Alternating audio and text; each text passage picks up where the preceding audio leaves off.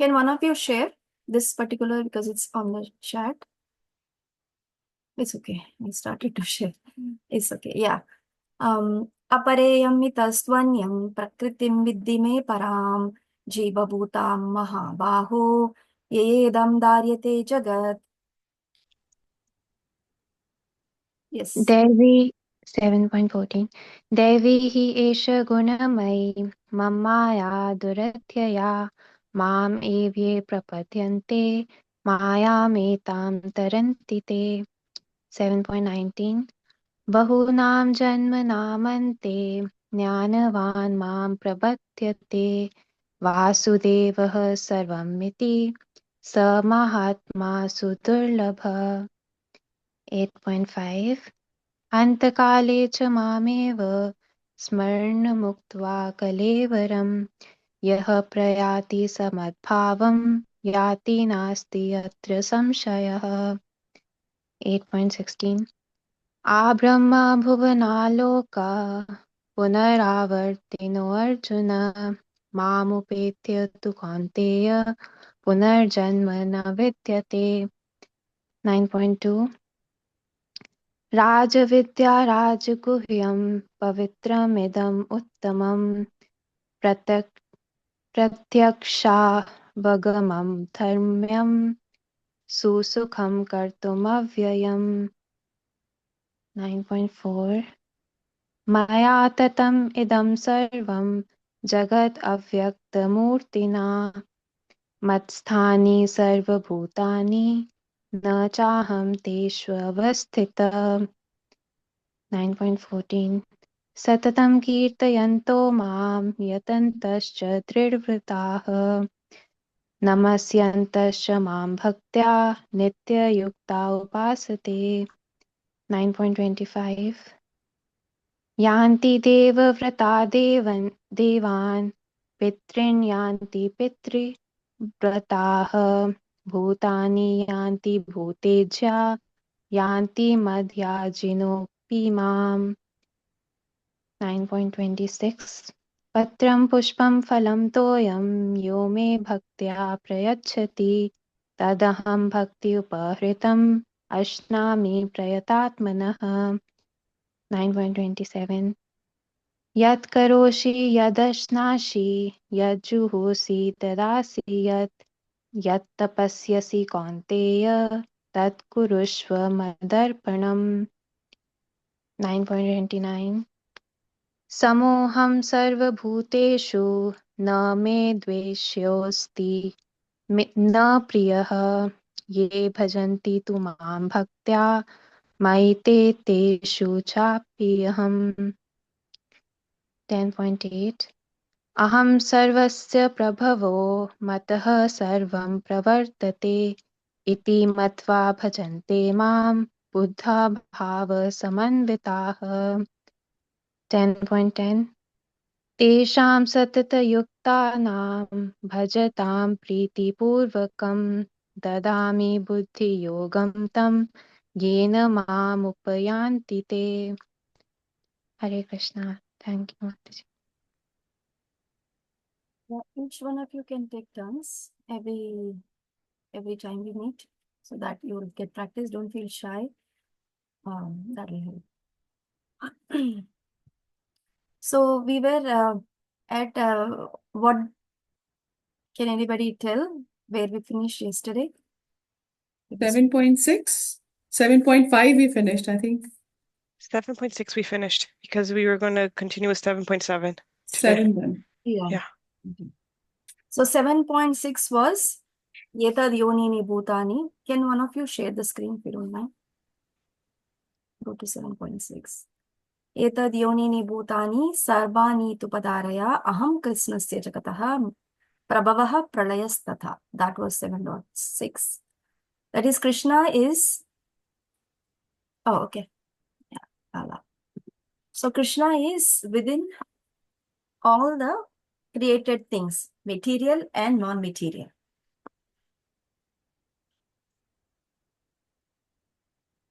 Seven or 6? 6. That's what we were. I mean, I'm just trying to review that. Keep a little bit more of your screen, expand your screen. Yeah. So all the created beings have their two natures. One is the spiritual and material. So this entire universe is only comprising of two things. One is Krishna, the other is Krishnas. They are all part of Krishnas. Krishna is the source, and everything else, living, non-living, is Krishnas. They belong to Krishna. So that is the nature of this entire universe. And in this regard, we looked at the various Vishnus that have a function within the universe to perform, and we are part and parcel of this entire creation. Now, the next verse talks about Krishna's nature or his position, basically. Keep it at the verse. Matta parataram nanyat kinchidasti dhananjaya mai sarvamidam protam sutre manigana iva. So when we say matta parataram nanyat, this particular verse talks about the analogy of the string and the pearls. Krishna is like the string which is holding all the pearls, right? So you can keep the screen expanded, Shamini, with a little bit of verse along with the translation. Maybe you can remove the synonyms for now, if you can, otherwise leave it. So there is no truth, there is nothing beyond Krishna. Krishna is the superior truth. That is, everything rests upon him as the pearls are string on a thread. So can we see the string when within a necklace of pearls? No, we cannot see. We can only appreciate the pearls, but not the string. But can the string, without the string, can the pearls stay together? No. So that is how this universe is also. Krishna is that thread that holds everything together. But we cannot see Krishna. Not everyone can see Krishna. Most of us are not able to see Krishna. That is because we are covered. And that is, Krishna is not visible. Only way we can see Krishna is by the process of hearing. And that's what he is telling in this chapter. You can see Krishna by the process of hearing. Otherwise, we cannot see. And he's talking about that. That's why this chapter becomes, and for this verse to understand, one needs to have a little bit of faith. Without faith, one cannot understand this verse because everything is within Krishna. There is nothing beyond Krishna. To see that part, ordinary people, if we ask them, yes, this material world is functioning, there is nothing. There is, I can understand that there is this world, but I don't see Krishna, which is how they look at it, because they can't see Krishna. To see Krishna, we need Premanjana Churita, to see that little bit of faith, to at least to start with. Premanjana Churita is a highest part. Like you see that comes in Brahma Samhita, where Brahma says, to see Krishna, we need to anoint our eyes with the love, the tinge of love. We need to look at Krishna with that ointment of love. Only then we can see Krishna. But that's a next level thing. But for the ordinary people, they cannot see Krishna. That is, they don't see the doings of Krishna behind this universe.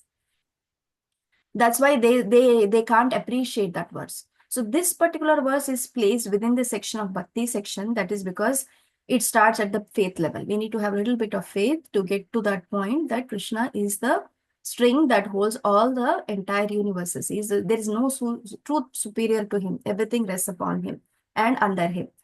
And there is a Svetashvatara Upanishad that Prabhupada quotes. This is also mentioned by various acharyas like Baladev Vidyabhushan, Vishnu Chakravarti Thakur, that there is a argument like, how can I see Krishna? But yeah, fine. There is something that is beyond this, that is more superior, which is formless. Then Krishna says, no, there cannot be anything superior to me. It is everything under me. So if you come down, so the impersonalists say that there is nothing. There is nothing. there is nothing beyond him. They more stress on the arupam. From this verse, it comes as arupam. Arupam is not, but arupam is not in. Krishna has got no form. That doesn't mean he has actually no form. He doesn't not have a material form. He has a spiritual form, and they consider that as arupam, as no form. Similarly, the qualities nirguna. Nirguna means without material qualities, not having not qualities. They say Krishna doesn't, there is nothing of a person like Krishna, so there is no qualities, there is no form. That's how they think. But Nirguna is without material qualities. His form is not material form, it is Satchidananda Vigraha form. Sach, Chit, and Ananda, whereas it is eternally blissful, full of knowledge, and it is blissful. It is blissful, full of knowledge, and and truth. It's truth. So this is how Krishna's body is. So there is nothing material about it. Please come down to the next verse. So Prabhupada quotes. So I know that Supreme Personality of Godhead, who is transcendental to all material conception of darkness, only he who knows him can transcend the bonds of birth and death. There is no way for liberation other than this knowledge of the Supreme Person. There is no truth superior to that person because he is supermost. He is smaller than the smallest and he is greater than the greatest. He is situated like a silent tree. Illumines the transcendental sky, and as a tree spreads its roots, it spreads its extensive energies. From these verses, one concludes the supreme absolute truth is the Supreme Personality of Godhead, who is all-pervading by his multi-energies, both material. So the root, can anybody see the root? Nobody can see the root. But without the root, the tree can't function. It cannot permeate the energy to the rest of the parts of the tree. So that is how Krishna is the root. There is nothing beyond Krishna. There is absolutely nothing beyond Krishna. Everything is under him. He can become the smallest of the smallest. He can become the greatest of the greatest. Right? So that is how we can understand Krishna. So this analogy, within the analogy, there is one more analogy, which is a tree analogy. So the tree analogy is like it is invisible to the plant for the eyes, but it is very much the basis of the entire tree itself. Okay, so next. Yeah, so from here, we wanted to talk about the various manifestations of Krishna. So Krishna speaks about his energies in different ways. He talks about his energies in 7th chapter. He also talks about it in 10th chapter. Most of the 10th chapter talks about his how is the greatest of all material manifestations, is the opulence of the absolute. That's what he speaks. Whatever you see, things in the universe, he is the greatest of that. That's what he speaks in 10th chapter. In the 15th chapter also, he talks about like I am the sun and the moon, there is no electricity. He also talks about that in 15th chapter. But in the 7th chapter, what he talks about is energies or his potencies.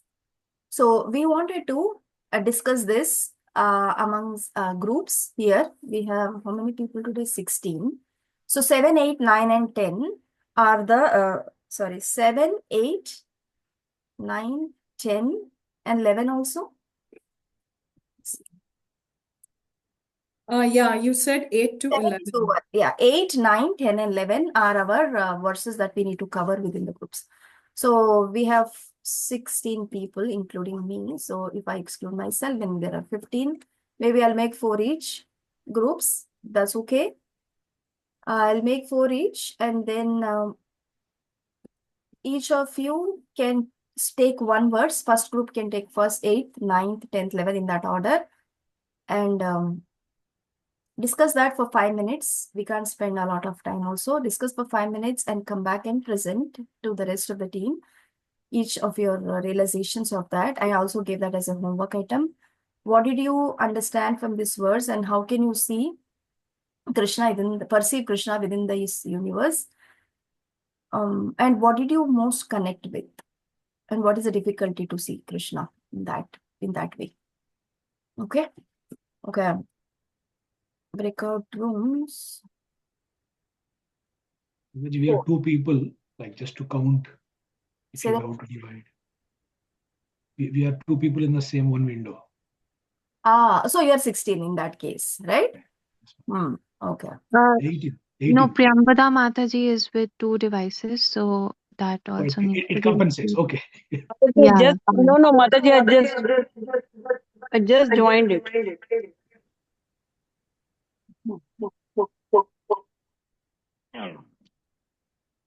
It has assigned rooms for all of you. I probably put me also in some of the room. I will exit myself.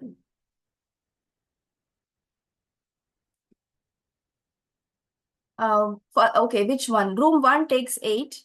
Room 2, 9. 3, 10. 4, obviously, 11. 5 minutes. Okay, I'll put the timer.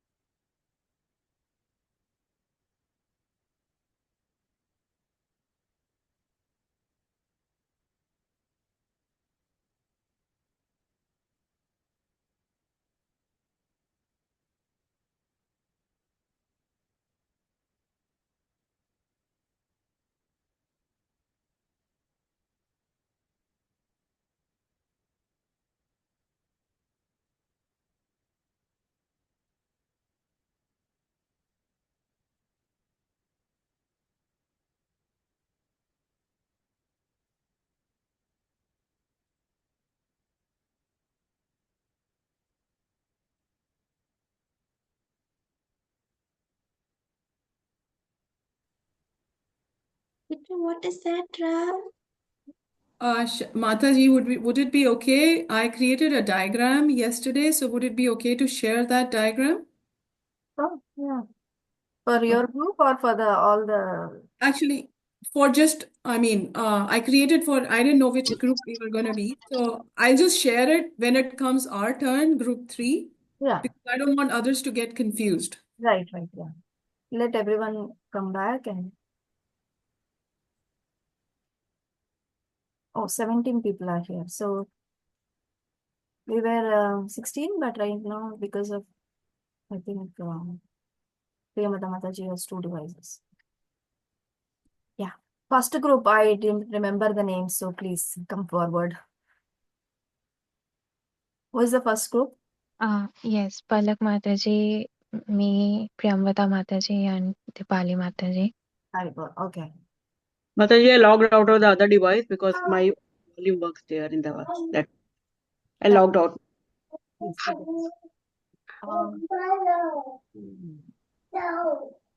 Palak Mataji, would you like to go ahead? Okay.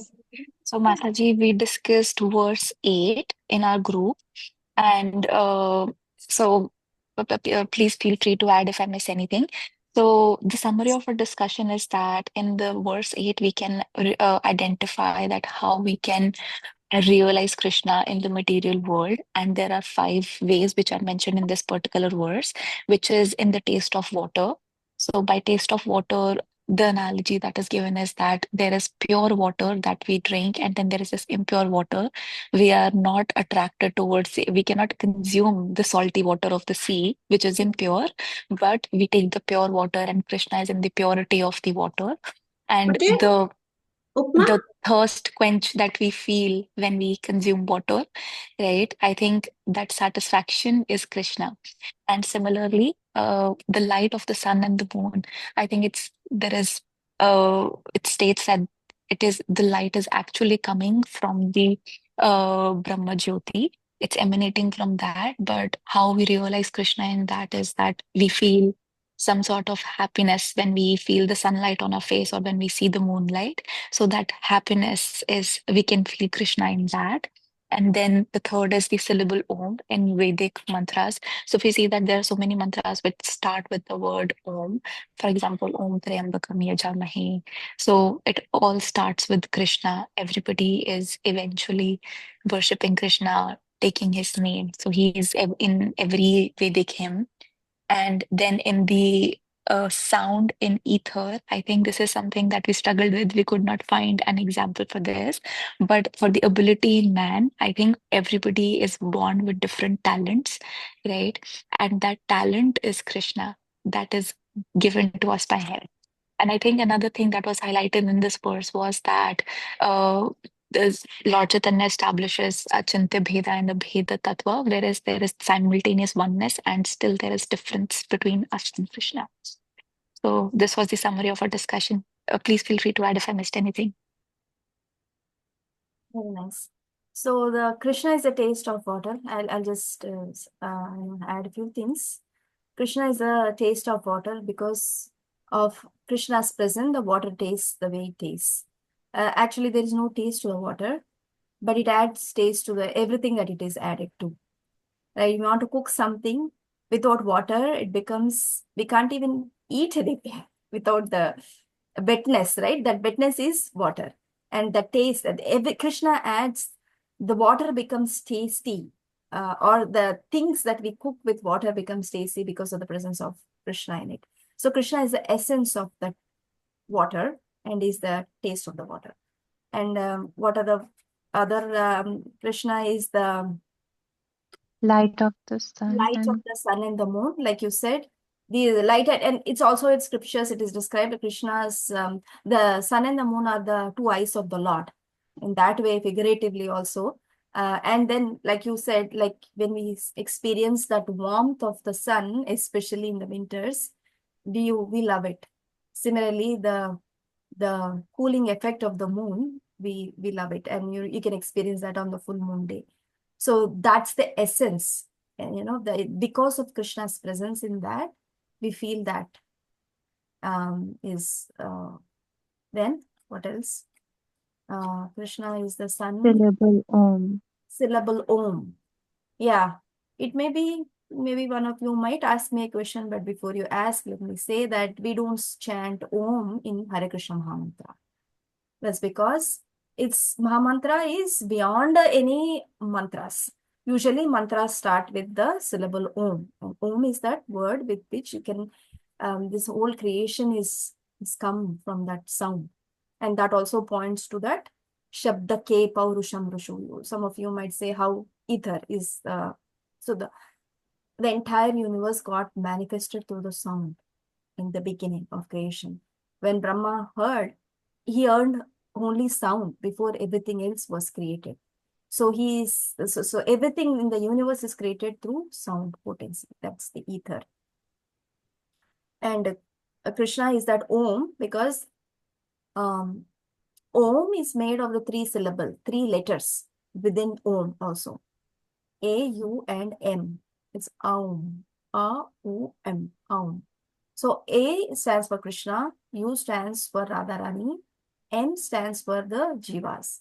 So these are all within that syllable Om, and Krishna is the essence of that Om, like you said, because the meaning of Om is Krishna, Srimati Radharani, and the living entities. So everything is covered within that.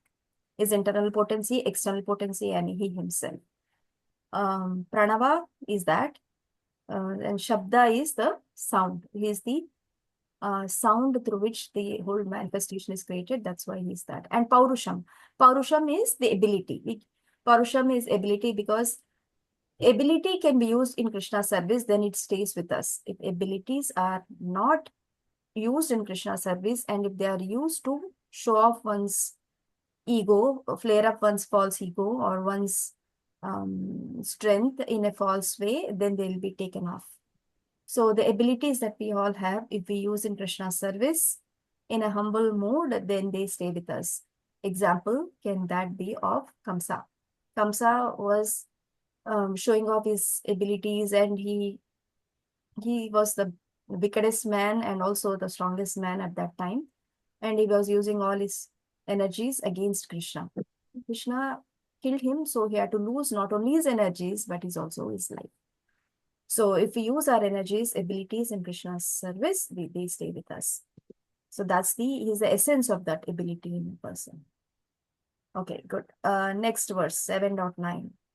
Punyo gandha pritibhyam cha tejas chasmi vibhavasau jivanam sarvabhutanam tapas chasmi tapasvisu. Who is which team members? Hare Krishna Mataji. Hare Krishna. It's group 2. So in this sloka, What are the members? Can you just tell? me myself, Naranayan Prabhu, Sonal Mataji, and Uma Mataji. Okay. So in this verse, there are 4 energy and it deals with. One is fragrance of the earth. Another is heat in the fire. Life of that lives, like and another one is penance. So from this verse, what we understand is that the aroma from like the Prabhupada in Prabhupada has written that the aroma of a fresh flowers, like like for example, jasmine, roses, all symbolize the Krishna's omnipresence, like the fragrance, and the second one, bright like light in a fire, heat in a fire, like it illuminate like it has written the even the digestion, we need a fire, so it is written like that. And in third, life in all living beings, Krishna is a vital force, like a prana that sustains life in every living entities. For example, like the breath we take or the heartbeat that sustain life comes from like Krishna's energy. And another is penance for all ascetic. Krishna is in the like inner strength that enables ascetic to practice the self-discipline and endure hardship for spiritual growth. And like for example, like a yogi meditating in an extreme condition derives their endurance from Krishna's power. So these are the 4 points it's mentioned. Yeah. So punyo ganda, punya is that uncontaminated fragrance of the earth. The earth may not have fragrance that we can always see, but what it produces out of the flowers from the earth, like the jasmine, the roses, the lilies, each one has a unique fragrance that is undescribable and cannot be artificially created. The perfumes that we have are based on these natural perfumes or fragrances from these flowers. So Krishna is the essence of that gandhas, or the fragrance that comes, that generating potency is got in the earth, and Krishna is that essence. Tejas Chasmi Vibhavasau. Tejas Chasmi is that the light? Yes, Mataji. It's the light. Yeah. Heat and Heat fire. and fire, Like light. the heat in the light and the fire. So the ability for something to, and the digestion, the ability for something to um, give that light is that fire, and that Krishna is the essence of that. Simple example is the digestion. The digestion that happens within the body, we need the fire of digestion, right? Without the fire of digestion, nothing can be treated. Any ailment, for the ailments, like if you go to Ayurvedic doctor, first they look at how is your digestive power, how is the fire in the stomach, which is very important for digestion. If the fire is not enough, then the diseases will come up because the toxins are not destroyed, they are not released, and then all these impurities build up in the heart and the body. So that's why we need good digestive power, and that fire of digestion is important. Krishna is the essence of that fire. Example is that of the digestion. Jivanam sarva bhutanam. Jivanam is the life. Without the super soul within the body, as soon as the difference between the dead body and the living entity, a living body, is that the presence of the super soul and the soul. Soul leaves because super soul leaves. I mean, super soul goes along with the soul, so he won't leave the body like that, the soul like that, but it has left this particular body. The super soul has left. That's why there is no living force. So that's how it is. And Tapas Chasmi, Prabhupada is very nicely explained all the austerities, how the ascetics, the sages, get their power to do austerities of severe austerities in the winter, by bearing the winter colds, and in the summer, how are they able to do the dualities of summer, and they transcend these and they do their austerities. That is coming from Krishna. So tapas chasmi tapasvis Krishna is the essence of those austerities. That's why they're able to sustain. Nice. Next group 710.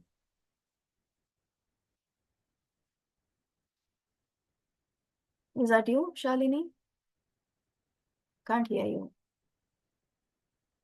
Sorry about that. So you can see my screen, right? Mm-hmm. So just created this diagram, which is saying Krishna is the source, cause, and basis of everything. It's all pervasive. So ours is 710. Kanika, Mataji, and Kartika, and myself, we were in this group. And we wanted all to speak up, so maybe we can. Kanika can also speak out. So basically, 710 covers original seed, intelligence, and prowess. So intelligence is Krishna is the root of all intelligence, and without intelligence, one cannot understand the supreme personality of Godhead Krishna. And this we've heard in so many talks and Prabhupada's lectures as well. Only the intelligent men actually understand the transcendental knowledge of Krishna, and there's a reference to unintelligent men who go for other means or material lives. Then there is the original seed, which is the origin of creation, the 8.4 million species, and the root that maintains, Krishna is the root that maintains the whole tree of 8.4 million species. And here Kanika Mataji had a point where she said that as they were growing up, everybody used to say, Bhagwan is the father. And now she said that reading Bhagavad Gita, it becomes clear that what they said is the way it is, that he is the father and the original seed for all the living entities. Kanika, do you want to chime in? I think you covered it fantastically, Mataji. Like, I mean, I'm just saying that it's that when they say that you see God in everyone, Bhagwan is in everything. Like, I don't know what the source of citation was for that. Growing up, everybody told me that, oh, there is God in everyone when you talk to someone. I think this is the purport to that, that he's the seed giving father. Thank you, Mataji. You covered it beautifully. Thank you. And the third one is prowess. So prowess, I'll be clear. So we wanted to see what the meaning of prowess is. So it says it's exceptional skill or expertise, but because there could be a little bit of overlap with ability. So ability is more general, whereas prowess is exceptional skill. And we discussed Kanika and Kartika Mataji's, they brought up the example of Arjuna, where he had those exceptional prowess to win the battle as a Kshatriya. So that was Krishna who was in him as his expertise in fighting. Yes. Yeah. I can stop the share now. Thank you.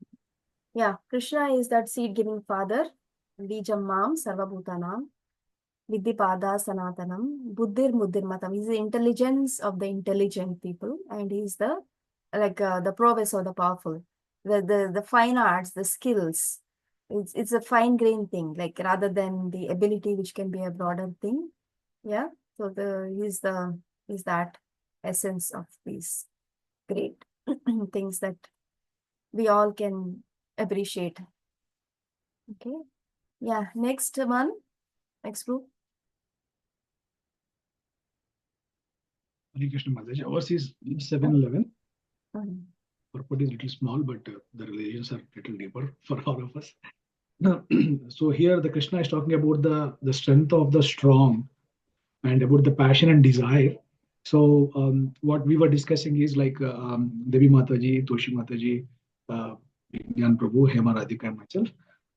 Like here we have to be what are the strengths has been gifted for the individuals. So those has to be used for helping for others in service of Krishna. But most often, because we are all grihasthas and we work, so they're like we have to we have to be working for our existence in the work. Probably we're not really able to do a lot at work. People also may not like if we try to do something there more than what we have been assigned.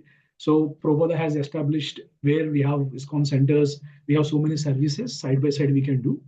So that is where we can engage those energies.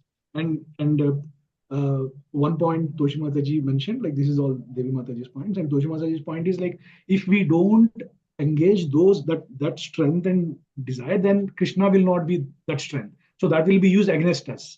Like we'll be kind of spoiling ourselves, like for the path of spiritual life, if we are not using it properly. I mean, I'm just summing it up, not exact words, whatever has been told. And coming to the next one is the sex life according to religious principles. Dharma should be for the propagation of the children, not otherwise, and the responsibility of parents to take up the offspring in Krishna consciousness. So this point is actually very vital, where actually it will keep everybody grounded. Like Grihastha ashram, generally people think like for fun and all, but when consider the kids and all, that actually make everyone sincerely trying to follow to the extent they can do it, make them realize, make that passion become compassion for the self, for each of the parent, that they have to be more grounded and that is the only way where they can make the children to be Krishna consciousness, and for that to follow it, to develop compassion for himself also, where that he is a soul and he is a servant of Krishna, that make him grounded, not to get puffed up. And and I want anything Gyan Prabhu like to add, if anything. Otherwise, I think these or even other devotees if they want to add. These are the major things we discussed. Thank you, Prabhu. You covered. Thank you. Yeah. So balam balavata chaham kama raga vivajita dharma viruddho bhuteshu kamosmi bharatashrava. So balam balavata chaham. I'm devoid of false prestige and passion. Like again, if you have prestige and passion associated to your balam, it will be taken off. It has to be used to protect the weaker. for the service of the Lord, not just to show off our prowess. So that's Balavatam. Krishna is that potency. And Kama Raga Vivarjita, which is the Prabhupada has given short purport. Similarly, is sex life, which is not contrary to the religious principles, to propagate the Krishna consciousness.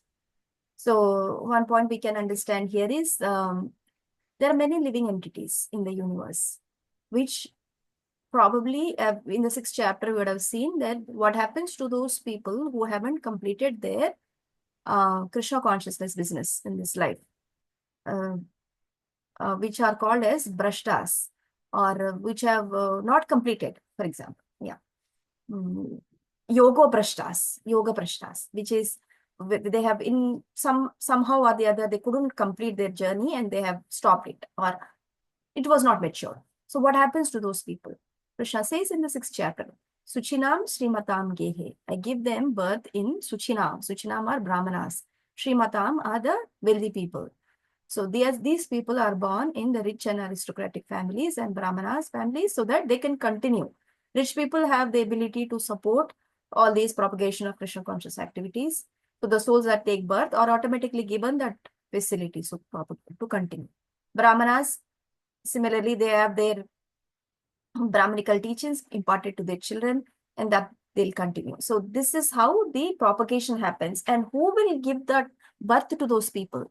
These Krishna conscious devotees who are practicing Krishna consciousness, they should take it upon themselves as a service. If you consider this, you got a license to enjoy, then that's against the principles. You could take that as a service also to Krishna, to Guru and Krishna, to give birth to those people who can come into the life and mature their Krishna conscious journey. So that's a service. So it should be taken in that way. And then that becomes an offering to the Krishna. And Krishna is the essence of that principle, which is not contrary. Because if it is contrary to the religious principles, how will this material world function? Everyone will think, okay, this is all not required, so let's stop doing this. Then the world will come to an end. There won't be any living entities. So, but no, world will not come to an end because nobody's thinking like that. But Krishna conscious devotees should think in this way. Then it is a chance for me to give an opportunity for the souls to come into the world and enhance their Krishna consciousness and move forward. Okay, there is one hand up, and there was one more hand which I didn't ask for the question before. So yeah, we can take up this question. Yashita.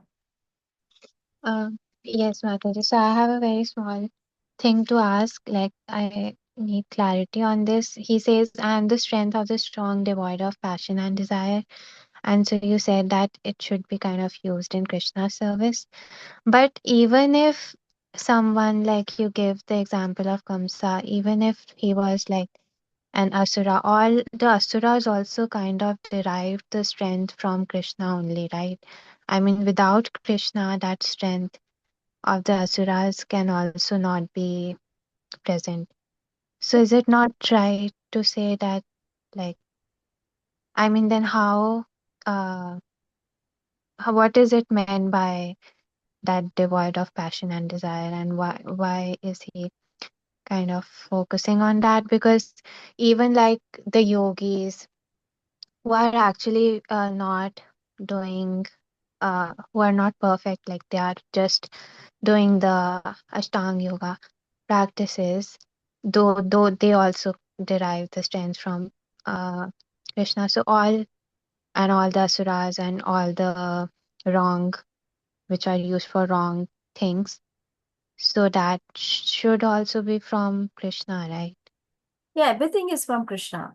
So the suras use that in the service of the Lord, in maintaining the universe and in service of the Lord. And asuras use it for their self-propagation, like Hiranyakashipu, Hiranyaksha. They wanted it and take the position of Vishnu itself. And they wanted to take it upon themselves to show off their prowess and to rule upon with their demonic mentality. They don't want to have Krishna in the center. So what happens to us? So it should be devoid, means it should be devoid of passion and ignorance or falsehood, devoid of passion and desire to laud it, passion to boast about it. So it should be devoid of that. Otherwise, it will be taken off, right? The asuras so many examples. Kamsa was one example. Hiranyaksha, Hiranyakashipu, and many other asuras. They wanted to lord it over the material nature, and they met with the end of death, either in Krishna's hands or with some devotee of the Lord. Right? So they will not keep it forever. They will not be able to keep it forever if they have that passion and desire tendencies. Okay. Okay. Thank you, Mataji. Thank you. Yes, Prabhuji. We can also understand like this, Mataji, just correct me. This thought came in my mind. Like if we don't engage that in the service of the Lord, they will act against us. Like eventually they will harm us. Maybe initially somebody may engage for his welfare or for fame and name and everything, but eventually they destroy him. Yes. They act against. Yeah, exactly. And these are the vices that become, like we become proud, we become, not tolerant of others, envy sprouts up and all these things.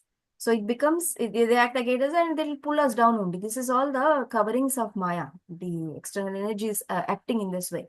If you use it in service of Krishna, then you are acting in the internal energy of the Lord. Otherwise, it is acting against you and you are, in the end, will. Yes. Thank you, Mataji. Yeah. Yes. Palak Mataji. I did not get the example on how we can realize the sound in ether, because that's the way we discussed that ether is basically sky. So how can we personally realize this? The sound in the ether? It's a sound vibration. So for us at our level, we can understand the sound vibration. Everything is the sound vibrations. Entire universe is functioning on the sound, right? Either material sound or the spiritual sound. Material sound pulls us down. Spiritual sound elevates our consciousness. So that which is the sound which elevates our consciousness is the essence, which is Krishna. Can you take more light on the spiritual sound? I can understand what is material sound, but what is spiritual sound? Spiritual sound is Krishna Katha. Anything that you are hearing about Krishna is spiritual sound vibration. All the Bhagavatam recitation, Bhagavad Gita recitation, Krishna Katha itself is spiritual sound. This is elevating our consciousness. Material sound is anything else which is material, which is everything else that is material, right? Got it. That brings us down in the consciousness. So how is it, why do we not say sound in air versus we say sound in ether, which is the sky? Like the sound is the sense object, tanmatra. Another name for sense object is tanmatra. The sense objects that we have, right? The sense of touch, sound, taste, smell, and eyes, ears, nose, tongue, and touch, skin. Like whatever the sense of sound, it's a sense object, which is a product of the sense element, ether, the sky. Okay, that is how it is. You have seen the 24 elements picture. Sense element, sound, produces the sense object, sound. These are related. So the sound is an object of the element ether. got it. Okay. You can go through that slide from the handbook and try to correlate the 24 elements. Yesterday we saw the 5 working senses, the 5 knowledge acquiring senses, the 8 elements, out of which 5 gross, 3 subtle, and then that comes to 23, I believe. 10 plus 18, 23. The final one, which includes a mind, sense, mind, intelligence, false ego, and the devatas. Like I said, the devatas are the ones who actually attest to these, because they are safeguarding or they're propagating that. That's where we say there are 33 crore devatas in the universe that help in the functioning of this universe. There are devatas. Without the functioning or the protection of those devatas, that particular element won't work. Like someone loses the ability to see, their eyes become blind. So the sun god is the devata behind the sight. So for that particular living entity, it has been taken off because of whatever reasons. I mean, we'll not go into that details, but then they don't have that ability because that is how it has become for them. So there are devatas who are giving the protection or allotting that function for the elements in the universe. That's how it goes. Okay. Tushi Mataji. Hare Krishna Mataji. Mataji, my question is the Devtas also comes under this 84 lakh yonis? They also come under this? Devatas are separate. The 84 million living entities are part of this universe. Devatas are also part of the universe, but they are always counted separately. Okay, Mataji. Mataji, one more thing. What is Pradhan? Pradhan is that seed. This entire manifestation of this material manifestation comes out as a seed in the beginning of the creation, very, very beginning. It's a very beginning stage in the creation when nothing is there. Even Brahma is not created at that time. So that's the Pradhan. And Lord Vishnu glances over it, just looks at it. By his glance, it starts to have some function. Something happens to that Pradhan. It becomes manifested. It comes into being. Okay.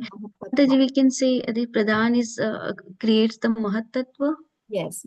From Pradhan comes Mahatattva.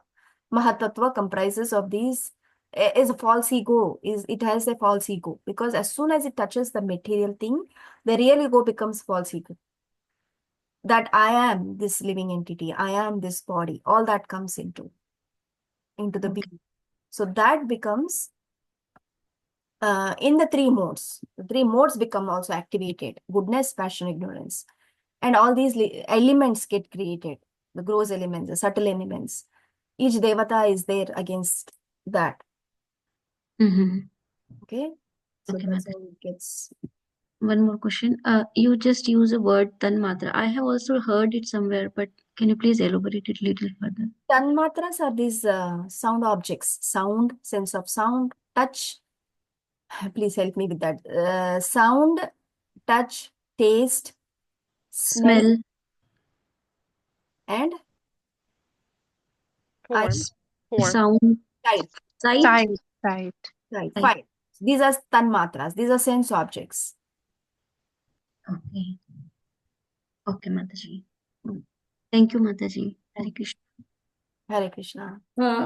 Very quick clarification, Mataji. You just mentioned right now the false ego manifests from the true ego or the spiritual. So what is that ego? I just heard it for the first time. Can you clarify? Ego, I am the servant of the servant of the servant of the. Oh, okay. This ego, I am this body, I am this person, I am a teacher, I am a student, I am whatever.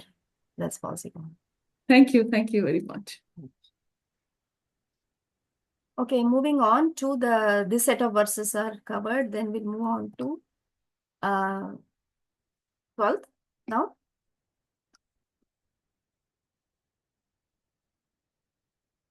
Yeah, 12th verse. ये चैवा सात्विका भावा राजसास् तामसाश्च ये मत्त एवेति तान् विद्धि न त्वहं तेषु ते मयि. Okay, should I share? Actually, Mataji, I'm sharing. Can you see it? Okay. Sorry. Yes. Know that all states of being, be they goodness, passion, or ignorance, are manifested by my energy. I am in one sense everything, but I am not. I am independent. I am not under the modes of material nature, but they, on the contrary, are within me. So every living entity is deluded by these three modes, right? Goodness, passion, and ignorance. So we can understand how much each one of us is within these modes and see how they are functioning. The problem comes when we think Krishna is also one of the person who is also covered by the modes. Krishna is clearly saying, I am the creator of these modes. I am not within the modes. Whereas the living entity who is covered in the modes think that Krishna is also covered in the modes. So that's the difference. So they are deluded, either goodness, passion, or ignorance. Sometimes most of the time it's a mix. No one person is in the pure goodness. No one person is only passionate or only in ignorance. They are in the combination of goodness, passion, ignorance, ignorance, goodness, like that. And this flows through the day, throughout the day. You can imagine for yourself. You can create a journal as to how your day is progressing through these modes: goodness, passion, ignorance. At what point of time? Help me with the examples of goodness, passion, ignorance, and see how we go from there. What are the modes, or how does a person in the mode of goodness function?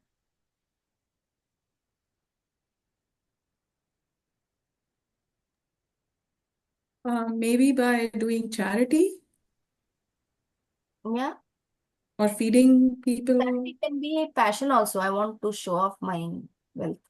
Yeah.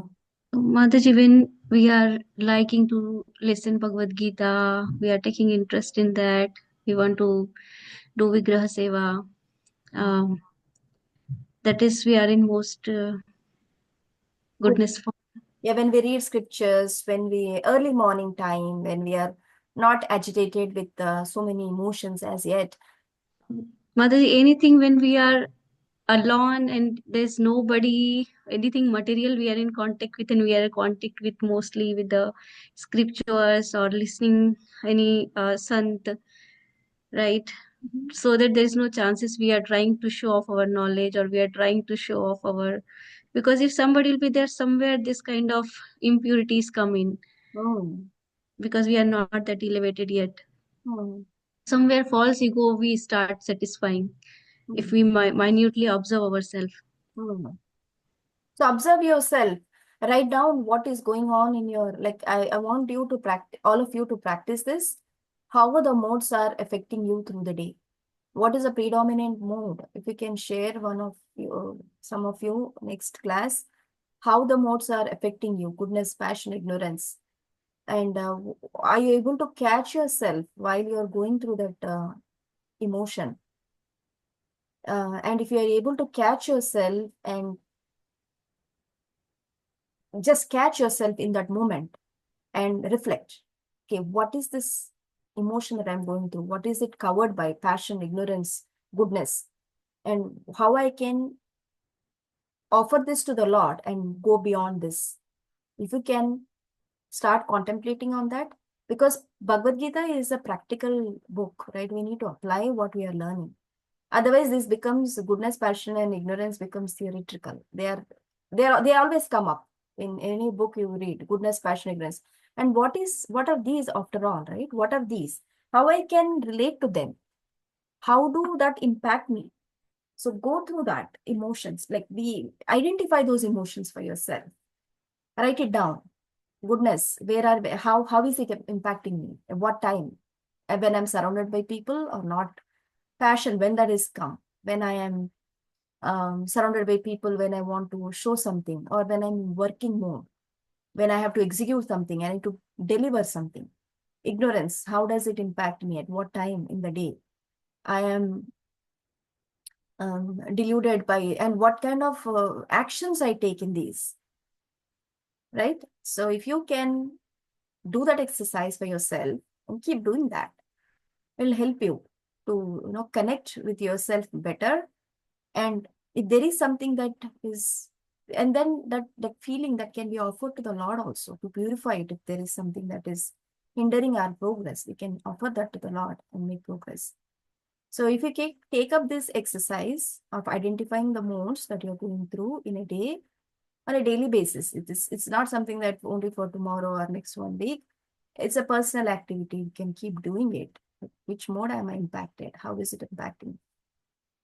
I can share some reflections next week Some of you? That will be very helpful. Yes, there is one more question.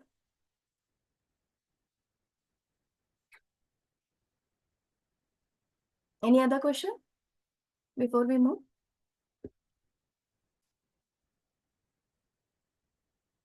Okay. Mataji, I have a question. Sorry. Yes.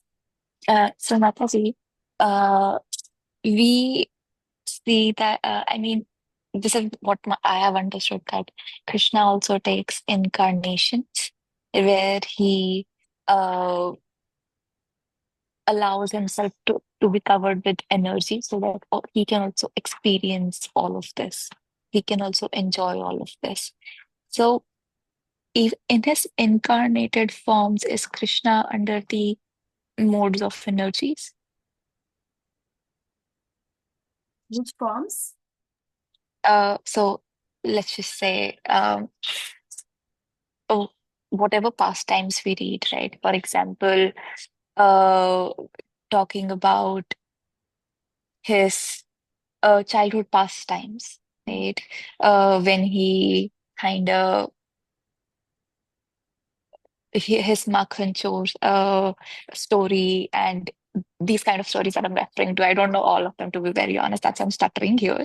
So, but this is what I'm trying to refer to. So, is he covered by the modes here, or does he know it all? Because on one side we say that he is not covered by these energies, but on the other side we say that he lets himself to be covered by the energy so that he can also enjoy this. There is internal potency. That is his Antaranga Shakti, not Bahiranga. These material energies that we are talking about are the Bahiranga, are external energies. The Krishna's, when he executes or does pastimes, he is under the influence of this internal energy, Antaranga Shakti. And that Shakti acts according to his will. He wants to, Mother Yashoda not bind him. That is his will. Mother Yashoda will try for how many hours trying to bind Krishna, she'll not be able to. Because that's his will. His energy works under his will. He is not under the modes. His energy is under his control, full control. And it also his internal energy covers him, so he undergoes these pastimes and also takes pleasure from them. That is how his energy operates. What we are talking about in Bhagavad Gita is his external. Tribhir Gunamayi is his external energy. He is never under these energies. He is a controller. He is beyond these. He is a controller. He is controlled by it. He is not under it. Okay? Got it. Thank you, Mataji. Yes, Prabhuji. This I heard, Mataji, like from one of the acharyas, whether it was a Prabhupada lecture or say there was an analogy mentioned here, like he used when is required, like they can't overpower him, but like but whenever he want to use them, he will use it for that lila. Exactly. Yeah. Still they're under control, like just for our analogy, like an actor, like when you want to do that role, he'll just do the makeup, everything, and you do that. But yeah, he's not that. He's not that. Just like in acting, when we identify with something, ourselves with the character and go deep with the identification of the character, the acting comes out well, the drama comes out well, and everyone appreciates it. If you start thinking, okay, I'm not that character, I'll just do whatever, then the drama doesn't come out. The audience won't appreciate it. When would the audience appreciate it? When you live in that character. That is how the drama is. It's illusion that you're creating to the audience. So when you identify with the character, you do more in that character and then you enact. In the real life entity, in the real life scenario, we are not supposed to identify with the matter. That's the difference between the drama and us. The life that we are undergoing, we should not identify with that. We should always think that as separate from us. And Krishna's energy acts exactly opposite, right? Like he doesn't want it to happen, it won't happen. He doesn't have to do anything, just as with Ichcha Shakti. He just has to desire it. He'll desire and it won't happen. Mother Yashoda tried so much. Then he said, okay, my mother is perspiring so much, let me just get binded. He just thought that and she could bind him. That is how his energies work according to his will, only for his pleasure. These are all waiting for him to use them. Okay, I am waiting, my internal Shakti, I am waiting for you, Krishna. Use me whenever you want. I am just ready to serve you. That is how these energies are operating and waiting to be used. Thank you, Mataji. Perfect. Thank you. Hare Krishna. So this deluded by the three, did we do the third one, 13th one? Are we in the 13th? We have to read. We are on 13th. Okay, yeah.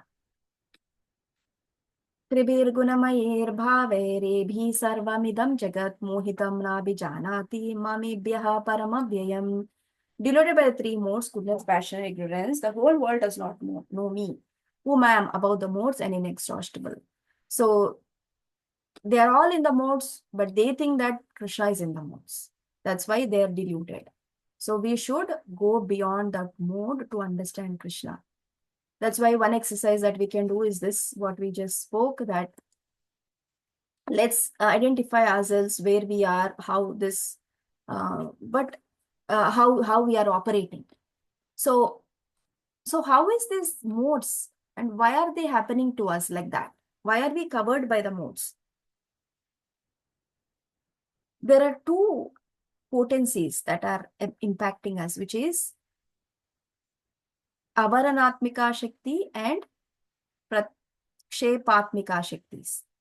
Avaranatmika is the potency or the deludement that covers our true identity, which covers our true identity, which is avaranatmika. Okay? It assumes that it covers our true identity, that I am a servant of the Lord. Pratyakshapnika Shakti is that by which we assume a false identity. So these two are always in action. That's why we are covered by the modes. When we are in the mode of goodness, even in the mode of goodness, which is the mode of goodness also has to be transcendent, to go beyond the modes. Whenever we talk about going to Krishna, it is not covered by this goodness mode also. We need to get beyond the goodness also. Goodness is just a platform through which you can easily jump from that place. It's like a lever. On the lever, if you stand, it helps you to jump easily, right? So goodness is that place through which you can easily jump beyond it. But that's also not something that we are supposed to carry. Neither a passion and ignorance. So even in the goodness, see how your false identity is covered, true identity is covered, and how you are assuming a false identity. For example, in the mode of goodness also. Yes, I am a good teacher, for example. I am a servant of the servant of the servant. I am not a teacher. So there itself, I have assumed I have lost my true position as a servant. Okay. And then I start to identify myself as a great teacher. So that means I'm already deluded here. Goodness has also deluded me. As teaching is probably in the mode of goodness. But if I start thinking that I am like this and like that, goodness is also not helping me. Right? Mode of goodness is not helping me. Because I am assuming this false identity. Because my true identity is being a servant of the servant of the servant. Gopi Bhartu Padakamalayora Dasa Dasa Dasanudas. How many ever dasas you can add? That is your qualification. And don't be proud of that also.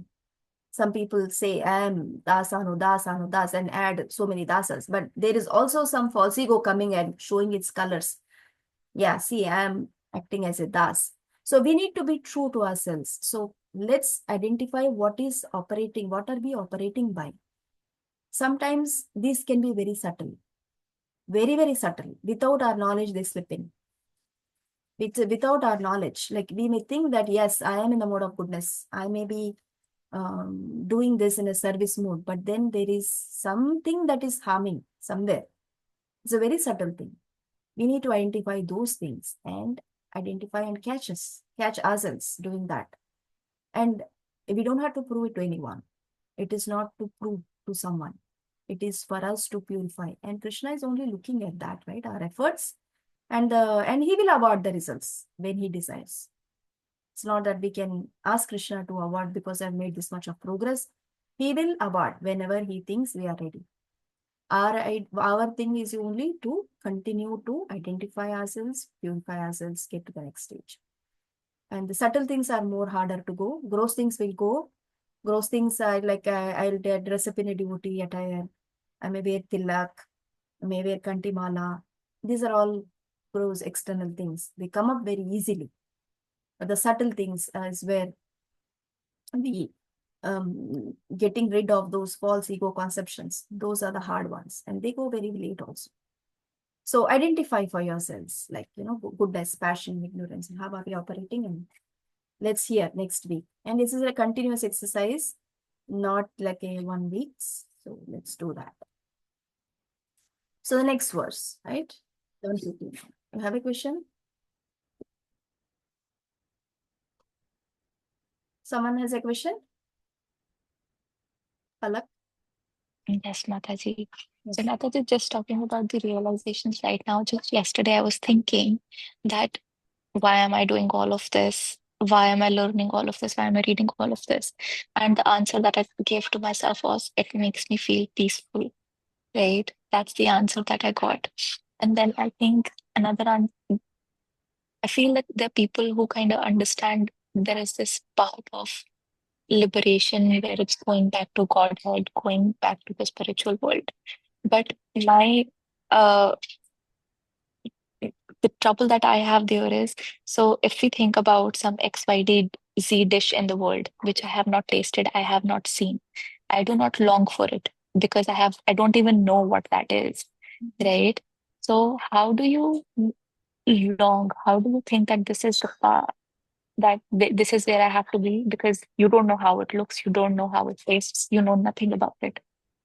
How do you long for it? Like, I long for peace because I know what peace means. Probably I've felt it probably in a minute second, but I haven't felt the other thing.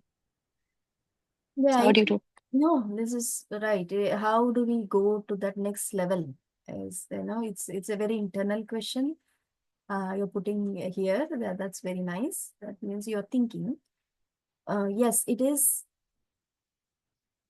We know something, then we know where to go. If we don't know how to go, that's why we need to hear. So that's one thing that we can know.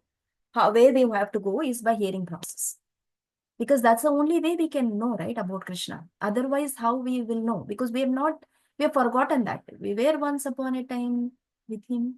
We don't know, we don't remember anything of that. So we have to remember that. To get to that, we need to keep hearing.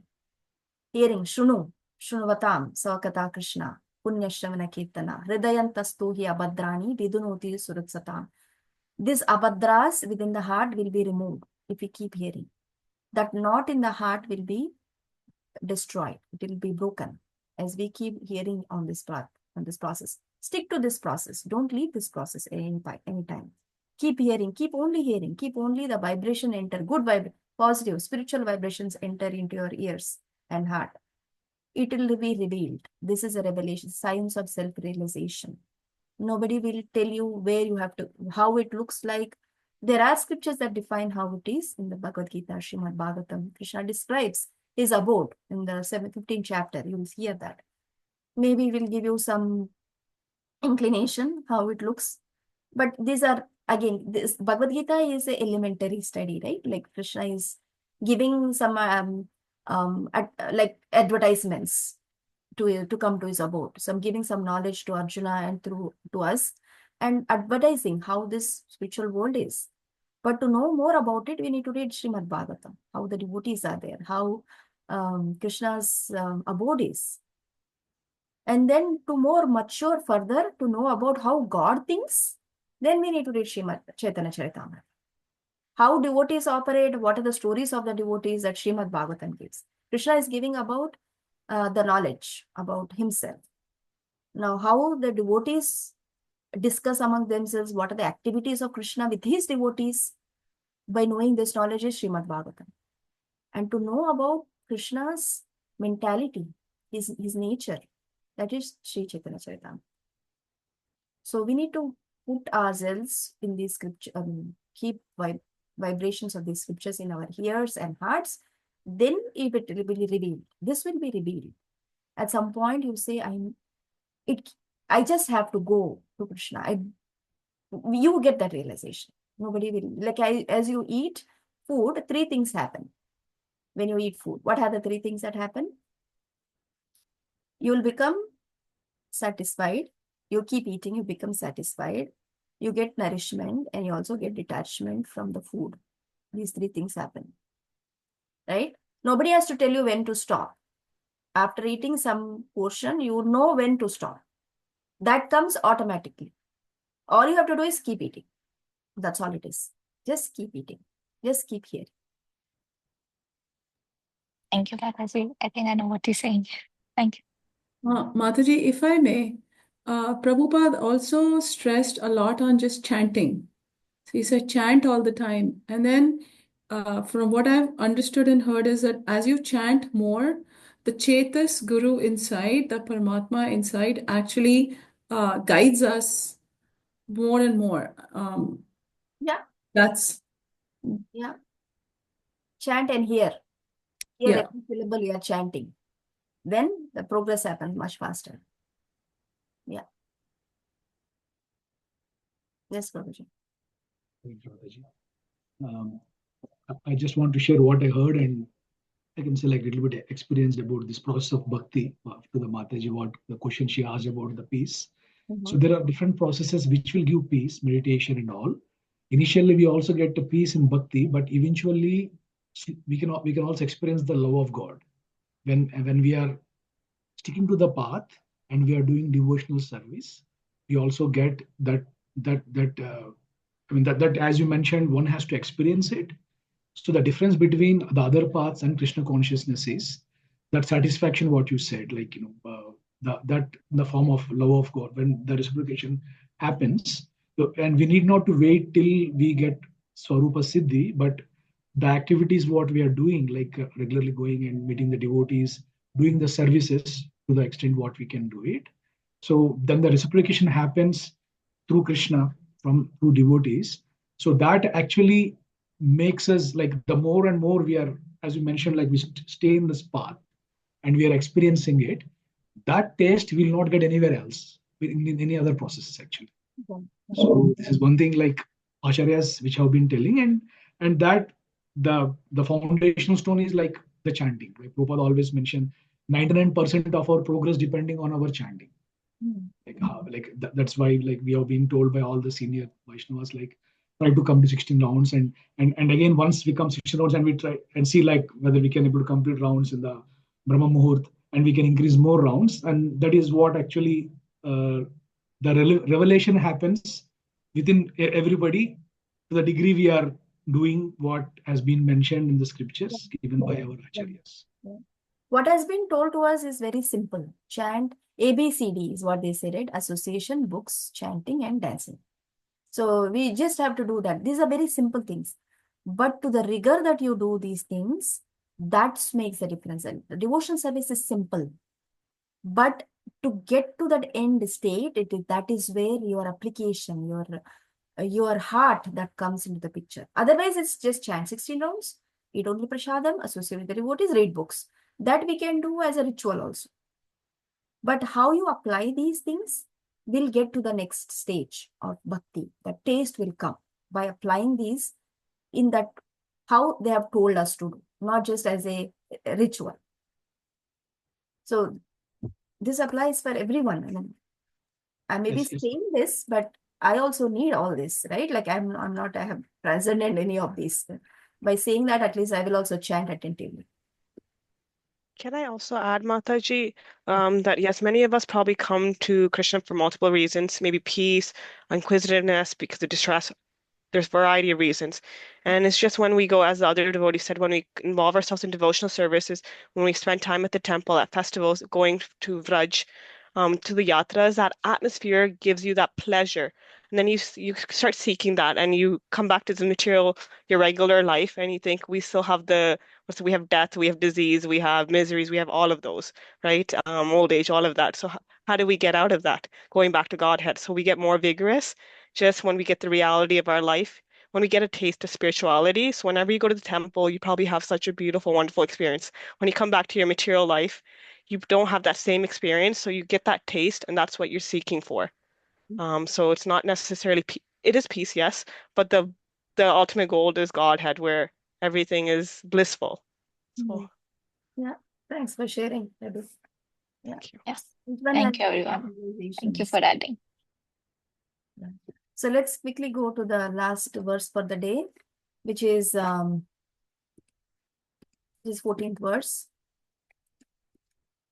दैवी हि एषा गुणमयी मम माया दुरत्यया मामेव ये प्रपद्यन्ते मायामेतां तरन्ति ते.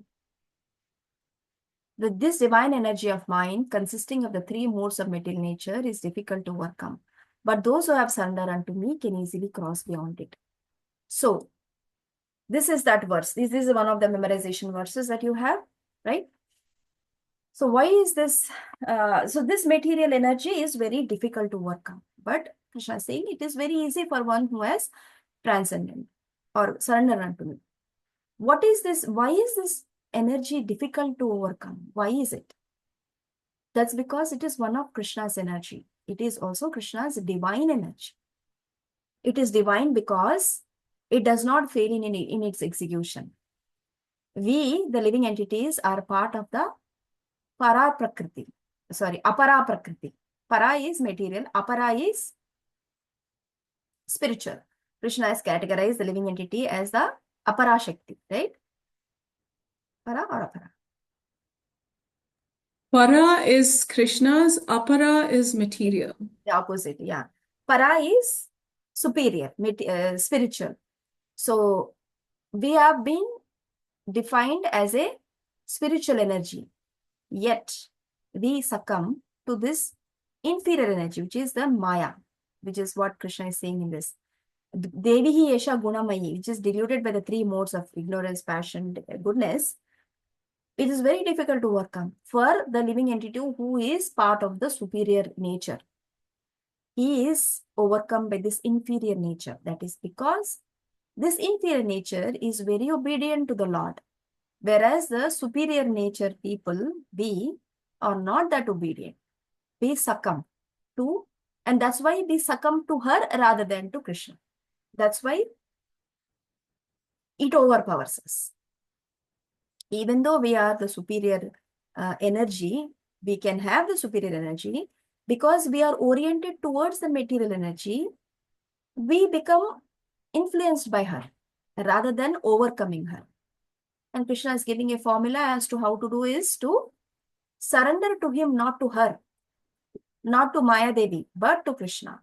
If you surrender to him, then you can overcome it. And she is doing her job perfectly well. She is putting all living entities in the conditioning. She is doing her job very well. That's why we are influenced. She tests so much. She does not leave any opportunity left just like that, not to give us a test in every situation, just to prove that we want to go to Krishna, not succumb to her. And that's how she's doing her job very well. And we need to do our job very well by surrendering to Krishna at every given situation. That is how we can overcome her. And Krishna says, to whoever surrenders unto me, I give them that, I make it easy for them to come over to me. By giving that, there is one analogy that says that the entire material universe or the water in the entire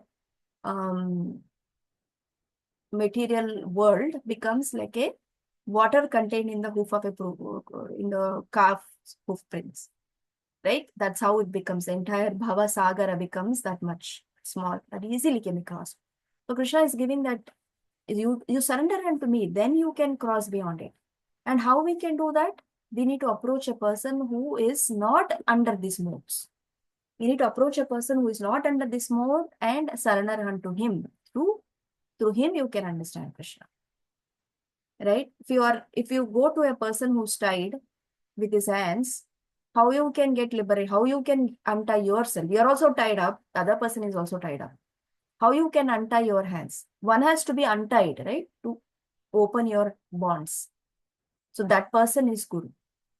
We need to approach the Guru and learn this truth from him. Then we become liberated. Then we understand the process of surrender, and then we go to Krishna. So, yeah, And Krishna is in this verse, Krishna speaks about surrender. Mame mam is very, very specifically telling me, come to me, surrender unto me. He is making himself very personal there. Don't surrender to anybody else, not Brahma, not Shiva, not anybody else. Come to me, come surrender unto me. Because they are also telling, because Krishna only can give liberation. Nobody else can give liberation. Shiva also cannot give liberation. Only Krishna can give liberation. And Shiva affirms that liberation can be achieved only by mercy of Vishnu. Mukta pradata sarvesham Vishnur evana samshayaha. There is no doubt about that. The last path.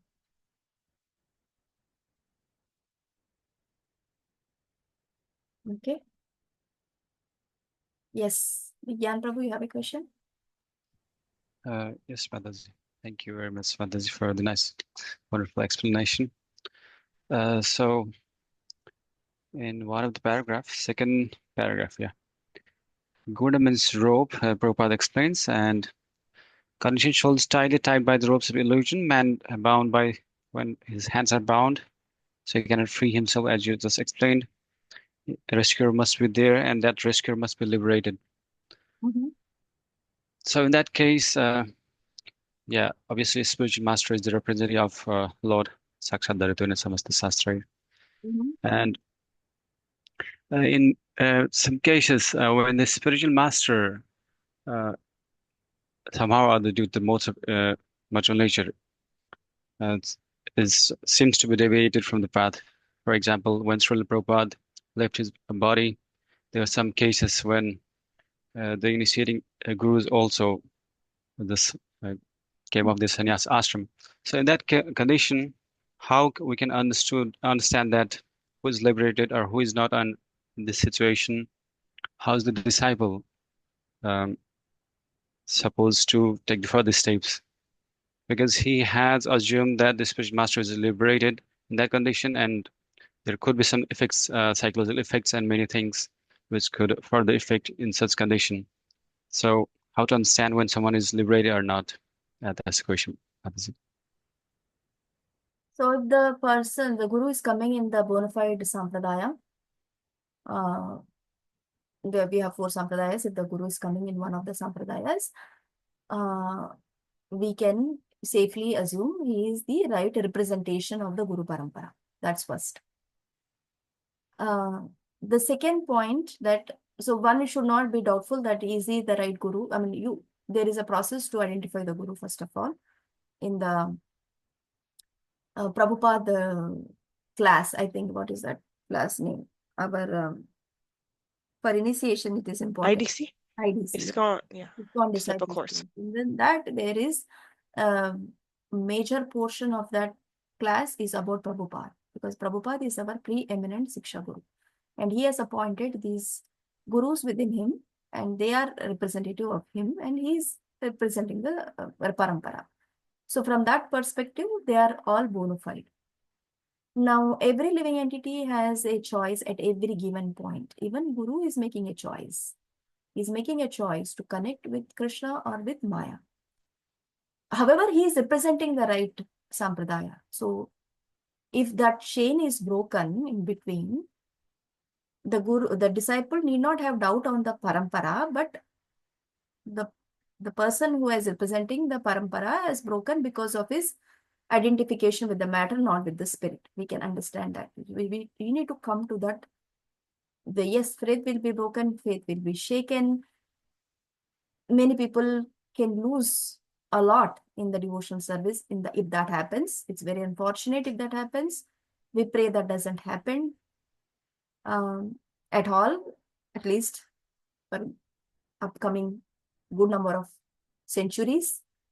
So let's do that, and we take shelter of the process at that time, not the person. If the person identifies with the matter, not with this, we identify with the process, and we connect to another bona fide representative with coming in the sampradaya. So yeah, if those unfortunate things happen, not much we can do at this point, but we can only pray that we may not be affected by that, and we continue to follow the process that has been given in the authorized samana. Does that help you, Prabhu? Yeah, thank you so much, Mataji. Yeah, that was helpful. Yeah. Thank you. So we are not bad today. We just have to do this many verses for the day, so we are good. We have some homework, like I said. You want me to post it, or you guys are okay to take it up? Like identifying the modes and writing a journal of your feelings, your thoughts, and see how you can get to the next step. I think you got it, right? I don't have to post that. Is that okay? Stop sharing, Shalini. Thank you. I have a quick question, Mataji. Yeah. Can you just repeat the explanation that you gave, that we being the superior energy are actually overcome by the inferior? I mean, it should be the other way around, right? Like the superior should not be overcome by the inferior by definition. So Definition is right. But we are going towards the inferior energy, right? We are acting under the modes. The modes are the ones that are causing us to become identified with the material energy.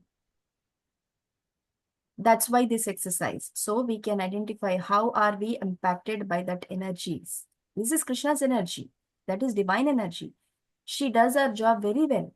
She puts us in all these situations to prove ourselves. Are we really interested in overcoming this, or are we can fall down at any time? Even though that is why the living entities are marginal, right? It can be in the superior internal potency or in the inferior external energy. Living entity is the marginal potency. So we can either choose that or choose this. We are choosing this. That's why we are in the material world. We are identifying with the material energy rather than with the spiritual energy. And that's why we need to keep identifying how are we doing? How are we operating? What is our operational mode? Goodness, passion, ignorance. How much are we getting overcome by it? Continuously. It is a moment to moment thing, right? It is not like only we do for once and then go about it. It's a moment to moment to moment. Devotional service, surrendering process is momentary, okay. moment to Yeah. moment. So we need to see how we are working, how we are operating. And that surrender is, what Krishna says surrender, but what do you mean by surrender? We have a definition for surrender. Definition for surrender is that there are 6 limbs of surrender. Comes in the nectar of devotion. Accepting only that which is favorable to Krishna's service, rejecting that which is not favorable to Krishna's service,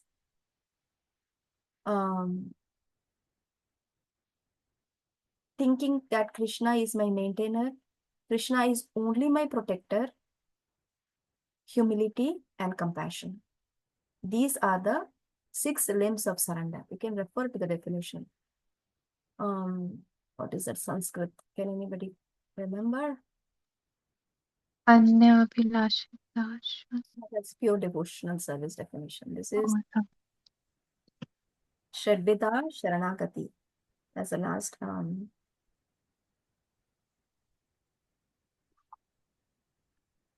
accepting that is which is favorable, rejecting. Anukulinish Krish. Yes, Prabhu, you know, remember? Anukulasya sankalpa Pratisya Vajra. pratikulanam rakshishyati iti viswaso guptatve varanam tata atmanikshepa karpanne shadvida sharanagati. These are the 6 limbs of surrender. So Krishna said, surrender unto me. What it means is that process, accepting only that which is favorable for us to go towards Krishna, and rejecting everything else that is not favorable to Krishna's service. Atmanikshepa. Krishna is my only protector. Krishna is only my maintainer. And my job can give me money, but Krishna is the one who is sanctioning it. Who can, otherwise, how will it be? My job is giving me some Lakshmi so I can conduct my life, but Krishna is the ultimate protector. and maintainer. Yeah. So that's how we can identify, or we can go to the next step continuously. It's a lifelong journey for each of us. Just we have learned Bhakti Shastri, Bhakti Vaibhav. It doesn't end there. It goes on and on. It is a lifelong process. So, anything else?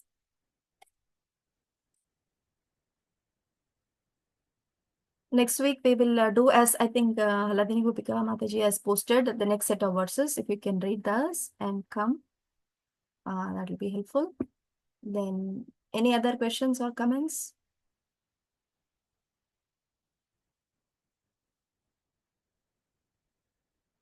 Any realizations?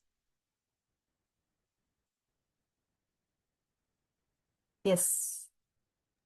Hare Krishna, Mataji. I hope I'm not taking everybody's time. I know it's towards the end of the class, so if I'm taking someone's time, I'm sorry. You can leave. Please don't stay because of me.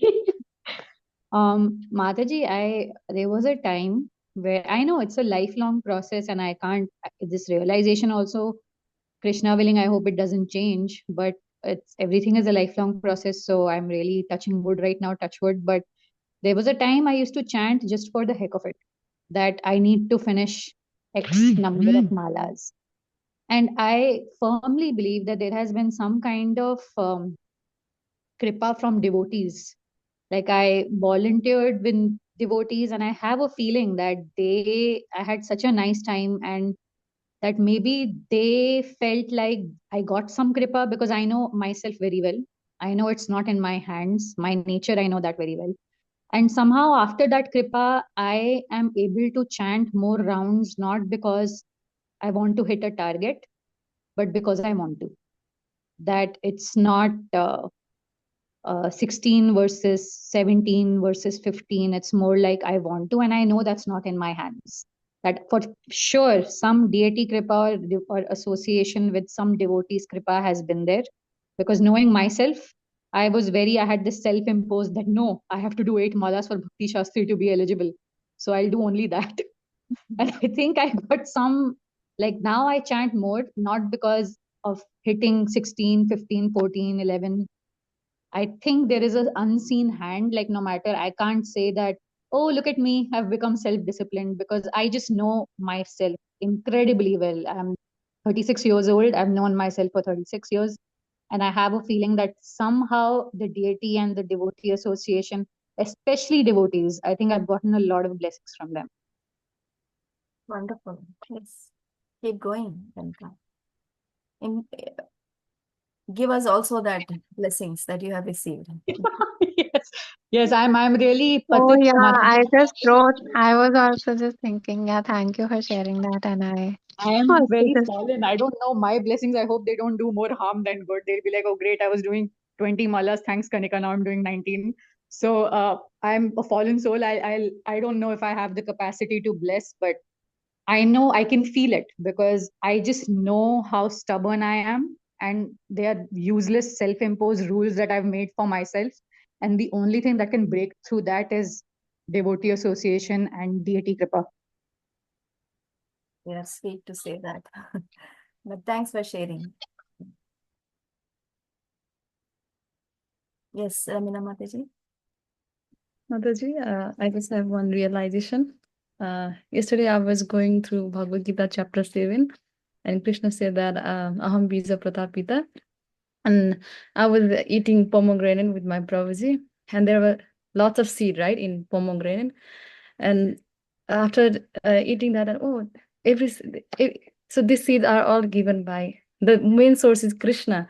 Also, this is manifestation, like inner this here Krishna has energy, like something like that, So in everything we can relate Krishna.